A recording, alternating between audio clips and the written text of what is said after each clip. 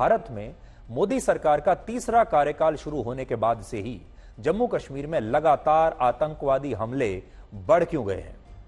जम्मू कश्मीर में पिछले 3 दिन में 3 आतंकवादी हमले हुए हैं, जिनमें पहला हमला 9 जून की रात को जम्मू कश्मीर के रियासी में हुआ था। इस हमले में 9 लोग मारे गए थे, जिनमें एक बच्चा भी था। यह हमला शिवखोड़ी से वैष्णो देवी के बेस कैंप लौट रही एक बस पर हुआ था, जबकि दूसरा हमला इसके 2 दिन बाद 11 जून को हुआ और तीसरा आतंकवादी हमला आज सुबह 12 जून को हुआ, जिसमें आतंकवादियों ने डोडा जिले में सेना के एक अस्थायी कैंप पर ही हमला कर दिया।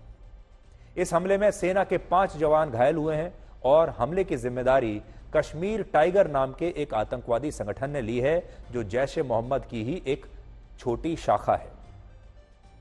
इससे एक दिन पहले 11 जून को कठुआ जिले के गांव में आतंकवादी हमला हुआ, जिसमें कई स्थानीय लोग घायल हो गए थे और इसके बाद सुरक्षा बलों ने आतंकवादियों को घेर लिया था और इस मुठभेड़ में 2 आतंकवादी मारे गए, जबकि इसी मुठभेड़ में सीआरपीएफ का एक जवान भी शहीद हो गया। सुरक्षा बलों को आतंकवादियों के पास से एक AK-47 राइफल, 3 ग्रेनेड्स, कारतूस, भारतीय करेंसी में 1 लाख रुपए, पाकिस्तान में बनी चॉकलेट, भुने हुए चने का पैकेट और कुछ दवाइयां मिली, जिससे यह पता चलता है कि ये आतंकवादी पाकिस्तानी थे और बड़े हमला करने की योजना से यहां पर आए थे और इस योजना से आए थे कि इन्हें काफी दिनों तक यहीं रहना पड़ सकता है।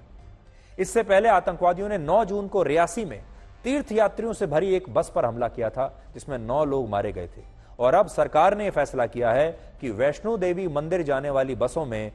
हर बस में 2 सुरक्षा कर्मियों को तैनात किया जाएगा, क्योंकि जिस जगह पर यह हमला हुआ था यह जगह वैष्णो देवी के मंदिर से लगभग 70 किलोमीटर दूर है। और अगर आप भी वैष्णो देवी जाने का प्लान कर रहे हैं, योजना बना रहे हैं, तो थोड़ा सोच समझ कर जाइएगा और यह भी देखकर जाइएगा कि बस में अब सुरक्षा के इंतजाम कर रही है सरकार और हर बस में 2 सुरक्षाकर्मी बैठाए जाएंगे जो बसें वैष्णो देवी की तरफ जा रही है। अब यह देखिए कि जम्मू कश्मीर में लगातार हो रहे इन हमलों के पीछे कारण क्या हो सकते हैं। पहला कारण तो यह कि आतंकवादी लोकसभा चुनावों के दौरान जम्मू कश्मीर में ज्यादा मतदान होने से डरे हुए हैं और उन्हें लग रहा है कि अगर जम्मू कश्मीर का माहौल बदल गया तो आतंकवाद की दुकानें बंद हो जाएंगी, इसलिए वो नाराज हैं जम्मू कश्मीर के लोगों से।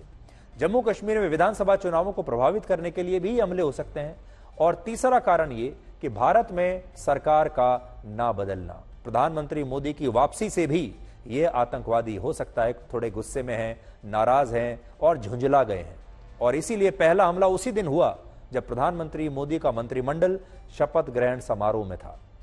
पाकिस्तान को लग रहा था कि भारत में इस बार सरकार बदल जाएगी, लेकिन जब ऐसा नहीं हुआ तो आतंकवादियों ने हमले बढ़ा दिए। पाकिस्तान ने सोचा था कि विपक्ष की जो सरकार आएगी वो थोड़ी फ्रेंडली सरकार होगी, हमारी दोस्ताना सरकार होगी, उसके बाद से सब ठीक हो जाएगा, लेकिन ऐसा हुआ नहीं।